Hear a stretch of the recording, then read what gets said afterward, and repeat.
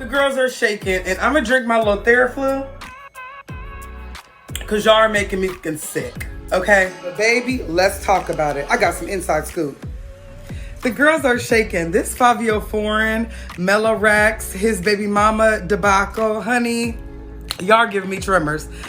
We are all shaking on behalf of you. I only got a little bit, but a lot to tell y'all. Okay, so y'all, let's talk about it. So, first topic, we're gonna talk about the famed stylist Law Roach, Luxury Law. Law Roach is a stylist. He styles for everybody in the industry, y'all. He's most famous for styling Zendaya. Now, Zendaya is an actress that is known for her looks. That is not her at all. That is Luxury Law. Luxury Law is from, let's see where Law Roach is from. Law Roach is from Chicago, Illinois. And Law Roach is 44 years old, which I actually did not know. Whoa. Law Roach is over 10 years, almost 12 years older than me. I thought Law Roach was my age. So it shows you, it takes you a long time to grind in the business. Law Roach actually is a stylist for, also a judge on Legendary. And that is very interesting. Law Roach styles for Priyanka Chopra. Let's see. It sees a lot of people here. A lot of people in the industry. Let me see who all Law Roach styles for. So Law Roach has styled for Ariana Grande, Priyanka Chopra, Zendaya. It's looking here like Anna Taylor, Taylor Joy, and the Hollywood Reporter in general. So Law Roach is really styling the industry. He's putting clothes on everybody, baby. So the name should be, absolutely must be, nothing but respected. We got Celine Dion, Tiffany Haddish, regular red carpets, Jamila Jamil. I mean, it's going across race borders. It's going across men and women. It's going across stations. Law Roach's fashion eye, okay? I'm trying to get y'all to understand the level of respect this stylist must have. I demand that for Luxury Law. Well, recently Luxury Law has retired. Let's talk about it. He retired in his career fully after years of clearly doing this. And it's because, to me, of pure disrespect. Law said that he has seen things in the industry, shady behavior, to where he's been basically treated unfairly, disrespected. There are things going on behind the scenes that made Luxury Law quit. But the most famous situation that happened that all had us looking over our glasses was the famous fashion show recently with Zendaya. So there's a video of a fashion show that Luxury Law did with Zendaya. He came in with her. She sat down. Do you believe a white lady was sitting on this side of her? Well, it looked like Zendaya told Luxury Law, oh, you can sit behind me. You'll see behind. He's like, I usually sit next to the artist. That doesn't make any sense. It was just confusion in the energy. It was confusion on the face. From the outside looking in, it looked like shade. It looked like shade coming totally from Zendaya. And it really made a lot of us nervous because we're like, we don't like that energy, Zendaya. It gives very much like The Help. And Luxury Law is a icon. So, come to find out from Law Roach's direct mouth that in this situation, there was another stylist or artist named Dwayne or Daryl, something to that nature. Well, Luxury Law said in the conversation with Zendaya, Zendaya said, oh, these seats are taken. Daryl's going to sit right here. You can sit where Daryl was going to sit. He's not here. Well, Law's like, well, no. I usually sit in the front row kind of energy, and yet Daryl is not here. I don't want to take Daryl's seat. And it just looked like a mess. After that, he announced his retirement. And it looked like to us, you know, a lot of our great black visionaries in the industry, they get their thoughts used, they get underpaid, and they get disrespected. And this looked like us seeing that in video in real time. So it was very triggering. And you just have to know, in this industry, you have to have a tough skin, but you also have to have a level of self-respect, because now the girls are going to look a mess. Now the girls are going to look a mess. People have stylists for a reason. You have a stylist to create legendary looks that take over the test of time, that when we look back, we go, ooh, she put it on. What Lil Richard said, You know, you're not like me. I really like to put it on, okay? And you want to be somebody known throughout Hollywood history as somebody that knows how to put it on, like I'll be.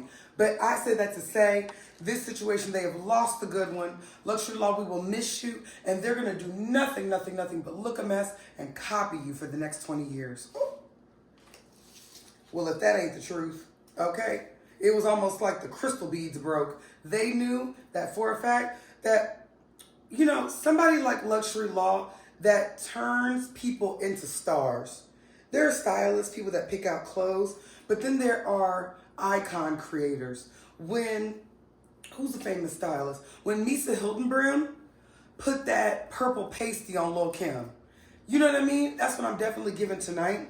But those are some iconic moments in styling that get recreated as Halloween costumes 20, 30 years down the line. That's the seriousness of having a good stylist in this industry. Baby, they don't deserve you. I would say no to them too. But when I get big in Hollywood, feel free to come back. A girl's gonna need you. Okay, next topic. So, let's check my list. I'm already getting tremors. Tamar and Kandi arguing. I don't even need a computer for this. I've already seen this. Tamar Braxton and Kandi Burruss are into it right now. They are into it about an old feud that also includes Carlos King. So, there was an Escape documentary that was going to come out, unbeknownst to Kandi Burruss. She went on a young man's podcast and spoke about it. And it literally brought her to transparent tears. You can tell she was serious about those tears. They weren't made up. They weren't just Kandi trying to get attention. Because Kandi's not a crier. Tamar's more of a crier. We see her cry anytime she's trying to get her way. But Kandi Burruss is literally not like that. And since the 90s, we've known Kandi Burruss. So we kind of would have known that if she was that type of girl. She's not that type of girl. So when Kandi Burruss shed tears, I said, uh-oh, this really affected her. You know, this really hurt Kandi to the core, and it seemed to be a real betrayal there. Well, Kandi said that someone had put a little bird in her ear and said, hey, you know they're going to release you guys' Escape documentary soon. Escape is Kandi's singing group. She's like, I don't know anything about it. They do further research and see that Carlos King allegedly had even put into place people to get in touch with her mother, people around her, to try to get information to build a greater storyline for this Escape movie that they were going to be putting on. I don't know where it was going to be getting put on, if it was going to be a TV One situation, if it was going to be Lifetime. And Kandi also spoke about them taking points from her TV One episode of Escape with their Unsung, which you could make a movie off of an Unsung. Unsungs get so much wild information. Sidebar, one of the craziest Unsungs you need to watch is Next, the group Next. Step back, you're dancing kind of close. Them, like that Next. Them, watch theirs. Lord, don't have any kids in the room. It's really dark. It's really dark, it's really deep, and if it was a movie, it would be like Girl Losing Isaiah. That's the, like, you know, that's just the vibes. Not saying anybody got taken, but it's just one of those like black, heart-wrenching stories where you're like, ooh, this is dark, and this is not PG-13. And that's just off of Unsung alone, so make sure you watch that one. But I digress. Escapes had a lot of their business in it too. And so I guess Carlos King allegedly, according to Kandi, tried to go behind their back, make their life story. So she felt like that was a friend. She felt total Judas vibes from that. She stopped effing with him. So she ended up putting out, well, no, not her, just her. That interview came out. People looking at Carlos King with the cross eyes, and Tamar, like, unprovoked. Nobody asked you, whose man's is this? If I saw her out, I wouldn't know a thing type of tease. Tamar came and inserted herself with all the drama in her life. She came and inserted herself as like a shield for Carlos King. Just a black woman taking whips on her back for the black man. Like, we didn't need you to do that. That man needed to speak for himself. If he was friends with Kandi and they had private conversations, a private vibe, I don't know who added Tamar. She's not even tiny. So I don't understand where her opinion came in as warranted. But anyway, I digress again. She inserted herself. And she came in and she gave tweets trying to stick up for Carlos King. So Kandi wasn't feeling that. Was not feeling that. Fast forward. There's an event that Kandi, Todd, Tamar's new fiance, and Tamar are at. Do you believe it was some type of event where they would be performing together? Probably like an R&B mashup. I don't particularly know the city. But Tamar tried to speak to Kandi. Kandi said, I'm not fucking with you. I'm not fucking with you. Oh, not trying to be funny, you're a real bitch. She's better than me because I looked her up and down and walked away like this. She wouldn't have known why I was upset with her. I wouldn't have given her that much. But Kandi gave her that much. She told her directly, I'm not fucking with you. And you know, the way she cried, I'm sure she was extremely offended. But she said, I'm not effing with you. And then it became a situation where there was a bit of a back and forth. Allegedly, Todd, the men got into it after that. Allegedly, Todd got into it with Tamar's white man. I do not know, and I cannot confirm if there was not a bit of a tussle. May have been some shoves, may have just been some yelling. But there's a clip that they showed, a picture of, and I think Tamar posted it, of there definitely being some words exchanged. A picture gives 1,000 words, and some of them words was fuck nigga in this picture, okay? And I say that to say, Tamar said, you know, I'm not gonna, when she was putting out in the press that her problem was with Kandi, now let's put a pin in that. Let's run it all the way back to why the conversation of her getting into it with Kandi came out of Tamar's mouth. Tamar was on Watch What Happens Live. And I guess there was a comment she had made before about having a problem with one of the Atlanta Housewives. So they're naming the housewives Nene, Portia, Lisa Woon. Like, we don't know. And when it comes to Kandi, Tamar sips her drink. So that's annoying and shady. She basically reveals that. And then it becomes the thing where we're going back and forth online. Tamar drops those pictures, drops those alleged receipts. So that brings us back to where we were. Now it's become a full-on online battle involving Akbar, involving SWV. And the situation with Escape and SWV is all playing out of the show.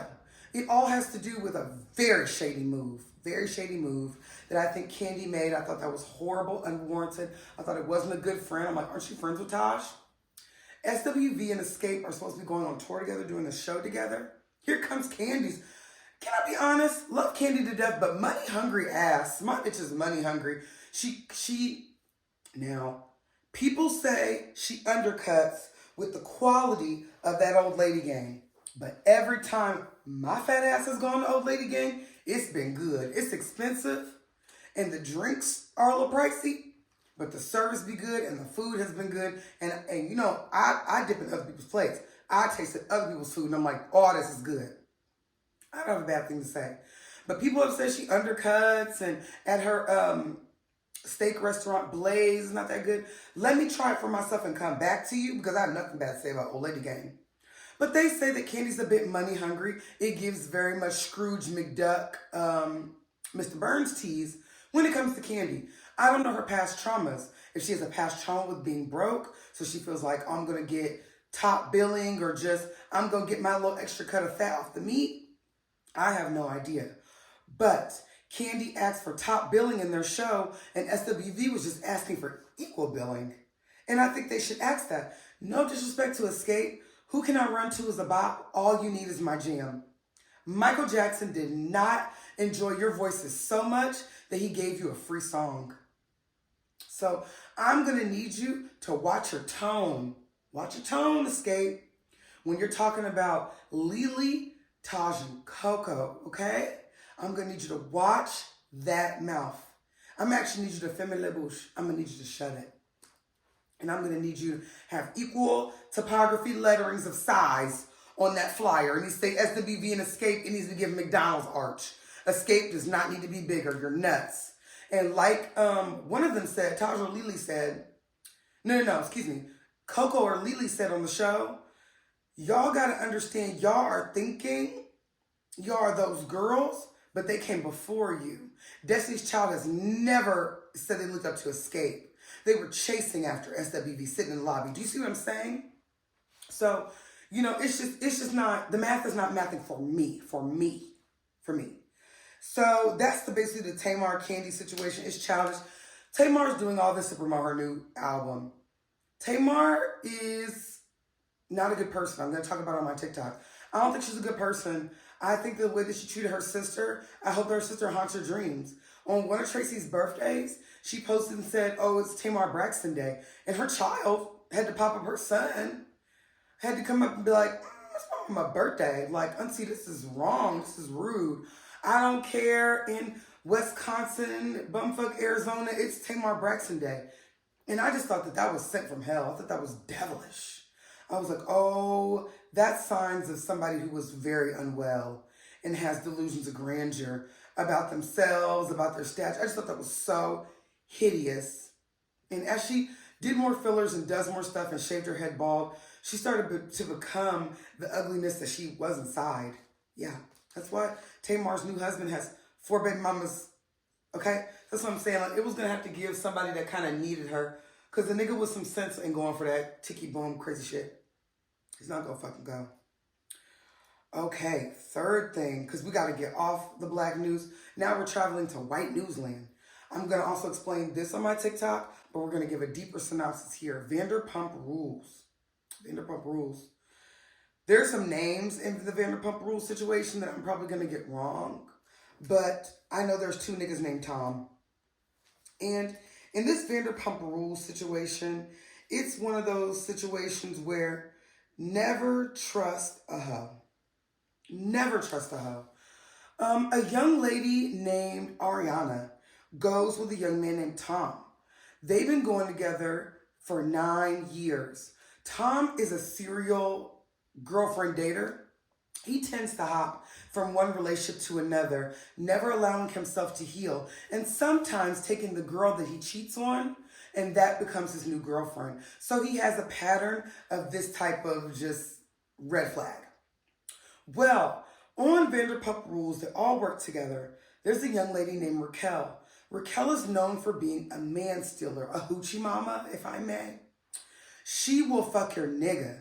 If you see a guy at the club that night and you're like, he's hot, she will kiss him and get his number in front of you and twerk on him and throw herself at him just to start a competition, avoid him liking you more. I don't know what goes on Raquel's head, but it's definitely ticky boom, okay? Raquel and this Tom, who goes to Ariana for 9 years, started a entanglement. Their entanglement has been going on for 7 months. And some of the messiest parts about it are the signaling that they are doing. The signaling that they are doing entails lightning bolts. They both wear lightning bolt necklaces around their said spouses. Tom dressed up as Raquel for Halloween. So he dressed up as his side bitch with a big lightning bolt shirt on and still the lightning bolt necklaces. And they're in the video together, and you can find clips of her looking at him so just stars in her eyes, pies in her eyes. You can tell she's absolutely, you can tell she's absolutely in love with this guy. Pies in her eyes. You can tell she's in love with this guy. It's so apparent. And it had to be apparent to his girlfriend when she looked and saw they had on the same necklace, because I would have snatched him off. I'm violent in that way. If I see you cheating on me that blatantly, I'm snatching them necklaces. I'm not Lisa Left Eye crazy, but I'm definitely like, somebody's going to have a black eye. And I do believe that actually Ariana beat up Raquel as she should. That aspirin was warranted. And allegedly after 7 months of them doing this, they found out. So now the cat's out of the bag. And it's a big deal in the white world because they're like blatantly, this is disgusting. It's so interesting because it's so scandalous. And it went on for 7 months in front of everybody. A mess. I don't think Raquel is going to get kicked off the show. Lisa Vanderpump is a money go-getting girl. She's here to get a bag, okay? She has to pay off the pool boys that she be messing around with, allegedly. So they're going to air this new season of the show. When does the new season come out? Let me see. New season, new episode comes out very, very, very soon. It'll be season 10. Unprecedented television. And, oh, is it out? Is it out now? I know that they say it's coming out tonight. Oh, 6 days ago. Yeah, so the new episode came out 6 days ago, which is 6 days ago. Y'all do the math, 9 p.m. Pacific. And I can't wait to see the new episode. Yes, they were talking about the new episode and they were saying that it seemed like they set up the situation to come out in the new episode. That it was clear as day. They made huge points to show. But Andy Cohen had everybody rest assured that this was not on purpose. They did not put these segments and these cuts and these parts of the show together to show the affair. They said they didn't do that. They did not say they did not do that. I don't know if I believe them, but I know that Andy Cohen is diabolical. So it must be done, okay? Yeah, they're calling it Scandival. Like, okay, because his name is like Tom Sandoval. They're calling this Scandival, the foreshadowing. Like, this is tea, so I'm not going to hold y'all. Watch Vanderpump Rules with me. We could talk about it. Since I know the tea now, we could walk it down. Like, for real. Okay, next subject. A conviction in the XXXTentacion case. So we got a conviction, and it doesn't look like anything's going to happen with Drake. Looks like Drake got left out of it. Baby has stayed quiet, has kept her nose to the motherfucking ground, and just a day ago, people got convicted. So it's a real thing. It's given. Let's talk about it. So you guys know, XXXTentacion's life was taken in 2018. They're trying to say Drake had something to do with it because XX said Drake had something to do with it. But the conviction just came out today. He was robbed in Florida. They shot him and killed him, and they stole his Louis bag in his car with $50,000 inside of it. They escaped with the car. They end up getting caught because they went live like some fucking weirdos. But we got a Dedrick Williams, who's 26, Trayvon Newsom, who's 24, and Michael Boatwright, who's 28. And they were all found guilty on first-degree murder and armed robbery in Broward County. So, in the Broward County Court. All three are scheduled to return to court on April 6th for the sentencing hearing, and their first-degree murder charges come with life sentences. So we're going to see exactly how long they get. They have pleaded not guilty, all three of them. So they are maintaining their innocence. I hate to see it. It makes me sick. It makes me sad. Black men's lives were lost in a four-way. Hate that. That makes my chest hurt. And I pray Drake didn't have anything to do with it. I just pray. On some good news, on some positive news, but it's like some positive news and tea. A young black girl was arrested I think she was arrested. She was talked to by the police about going and spraying for lantern flies. So this young lady, let's see her name. Lantern fly girl. Let's see baby's mama's name. Cutie Patoot. She's literally the freaking cutest little chocolate bunny. Her name is Miss Bobbi Wilson. She's 9 years old and she's in the 4th grade. Well, she was watching TikTok just like the rest of us, and she found out on TikTok that there's an invasion of lanternflies. Lanternflies are a species that are totally invasive. They eat wood, they eat through crops, olive crops, gourds. They eat through stone fruits, which is stuff like plums, peaches. They eat nectarines. They eat through crops like that. And that's terrible for what we need as human population. They don't necessarily eat through humans, but they can eat through your house. So this young lady took Dawn soap. What she take? Dawn soap, alcohol, something light, something very natural. And she went out and she sprayed these lantern trees and to get rid of the lantern flies, to help her community because she didn't want them eating through the trees. Trying to help out her little community. Well, someone called the police on her. Let's see who called the police on her. A local white person called the police on the young lady and said there's a little black woman who is spraying the trees. She has a hoodie on. They don't know what she's doing and they're scared. Come immediately. So they could damn near murder this 9-year-old little girl? Well, the cops came to her and the police department came to her and she was totally frightened. And the poor little baby just literally shaking her little boots. She ended up getting released to her parents, let go. But Yale just now honored her. They honored her for the work that she did in her lanternfly studies. And see, that's how you know the devil won't win. The devil could try to come in and he could try to move shit around, but what God has for you is for you. And the blessings that you have ordained, no matter what the devil throws at you, God is going to magnify those blessings times 100. So we ain't worried, little mama. We ain't worried about a hater. You feel me? And I hope that that white man gets punished for calling the police on a daggone false alarm, because that's what needs to start happening. If we want real change as a black community with the police department, when white people, when Karens, when people call about unwarranted crimes, they absolutely must get charges as well. That's going to deter the madness. That's going to stop the madness. That's going to really be it. Because once you feel like, should I play and call the police on the baby? Or do I really want that misdemeanor that bad? You know what I mean? That's going to start making some real change. So we salute you today, Miss Bobbi Wilson, and I bet you're going to slay 5th grade.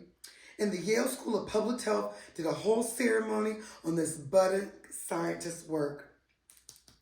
Here goes my heart. Here goes my heart. I absolutely live, and we stand black excellence. Word to Crystal and Kid Fury on the read. Amen. Oof, ooh, ooh, ooh. Ralph and Drew Sidora. My head hurts.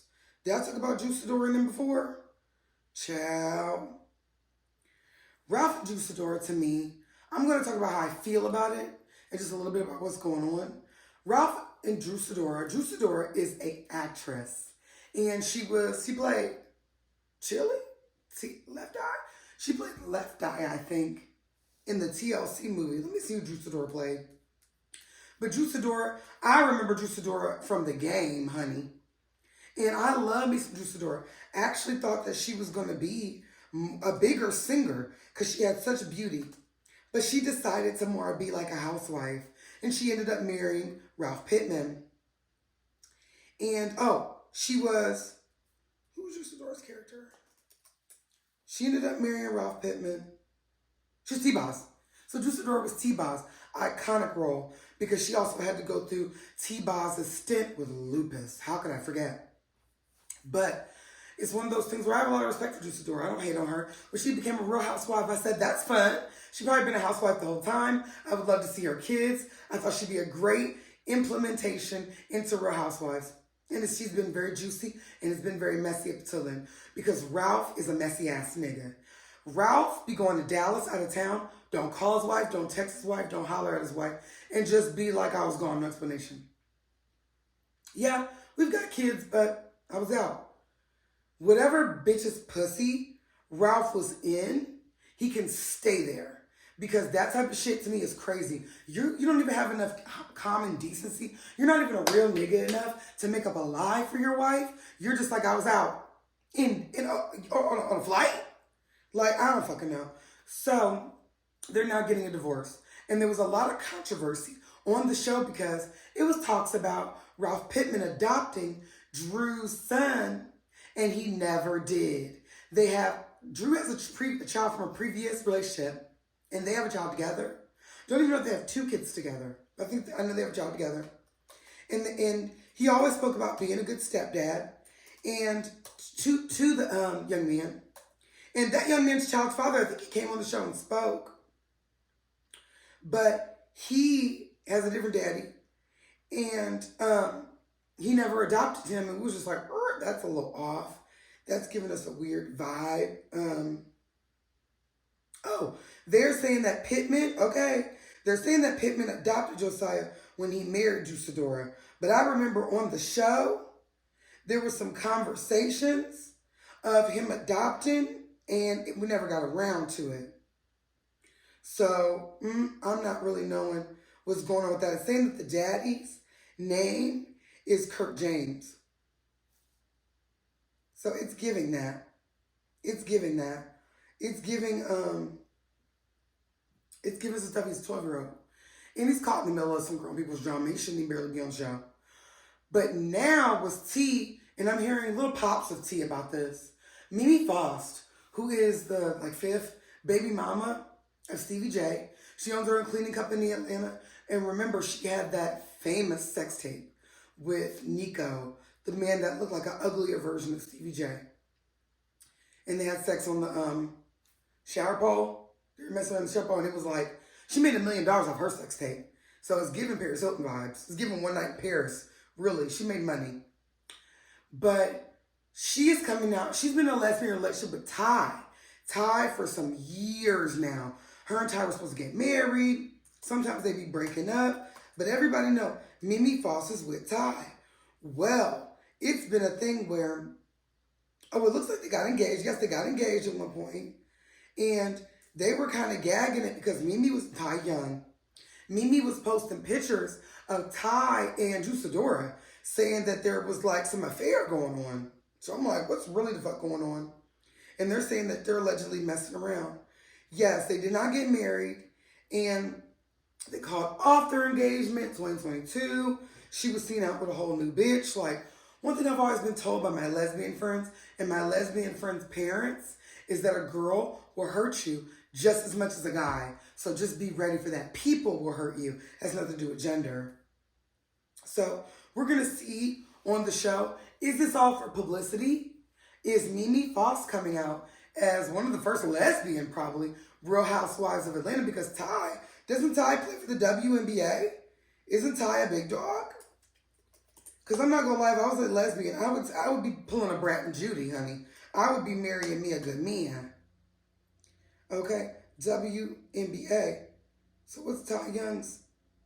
Yeah, so it looks like Ty Young, yes, is a 12-year retired WNBA player. So that's giving a little bread.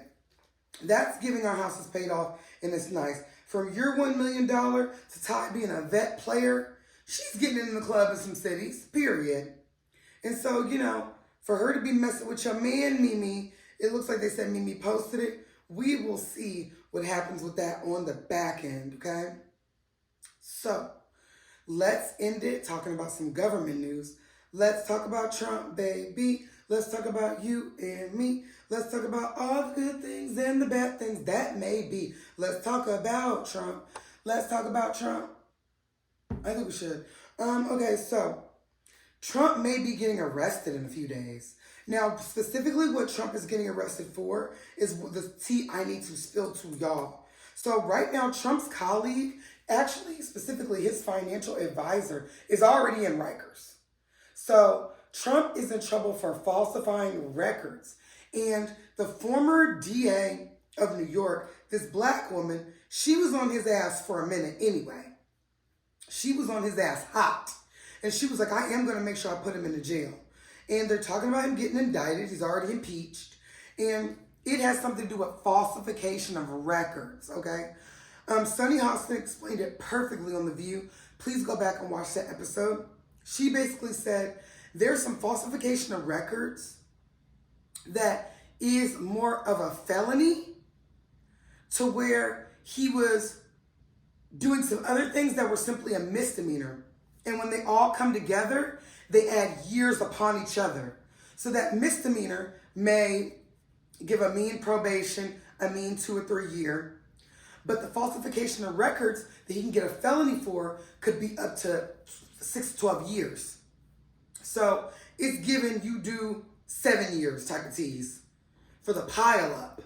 He's done so many things for the pile up. And a lot of those falsification of records, they explained, is when he was trying to keep up appearances.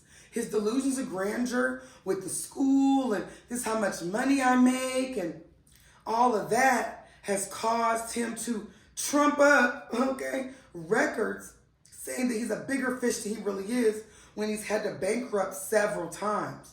So Trump's own vanity is putting him in prison even deeper than his greed. Very interesting, isn't it?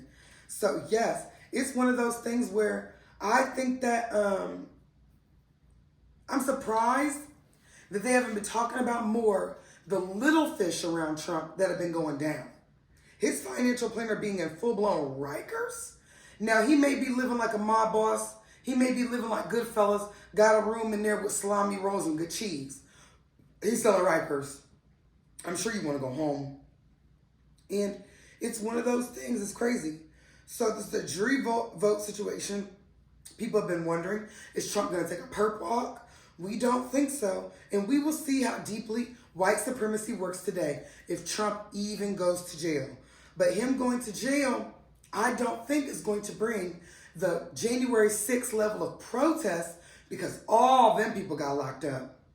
I watched that situation go down. Some of them motherfuckers got years.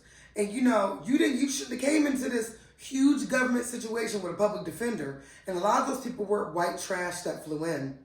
They didn't have no damn backing. It's not going to be no super hedge fundy white people that go out there and do that type of dirty work. It's going to be the poorest of people that are actually affected by whatever Jared Kushner and these Mitch McConnell ass niggas are doing behind their back. When it comes to housing, when it comes to childcare, they think it's affecting niggers, and they are niggers. They're in the same position as us, living check to check. Yet they stormed the Capitol and they're going to real jail for that. So don't think those people got off about that because they start talking about it. Then people started getting real sentences and it was like, damn, bitch, we can't even keep up.